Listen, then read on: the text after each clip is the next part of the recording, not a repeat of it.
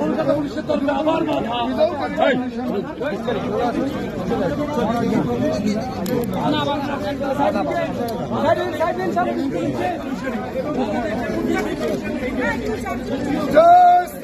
আমাদের একজন হিন্দু ভাই বা ইসকনের প্রভু শ্রী চিন্ময় প্রভু, তাকে গ্রেপ্তার করা হয়েছে বিনা দোষে। তিনি কেবলমাত্র আমাদের হিন্দুত্ববাদী কথা বলেছেন, অন্য কিছু বলেন নাই। বিনা অকারণে এবং বিনা দোষে তার গ্রেপ্তার করা হয়েছে।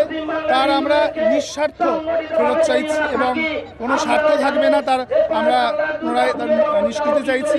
এই দাবিতে আমরা আজকে সনাতনের ওপর হামলাকারীদের যথেষ্ট প্রয়োজনীয় শাস্তি চাই, সত্যিকারের শাস্তি চাই, আইওয়াস নয়।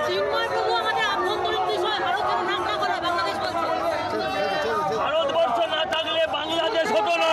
এই জানোয়ারদের ওটা জেনে রাখতে হবে, এই বাংলাদেশি জানোয়ারদের ওটা জেনে রাখতে হবে যে বাংলাদেশ হতো না যদি ইন্ডিয়া না থাকতো।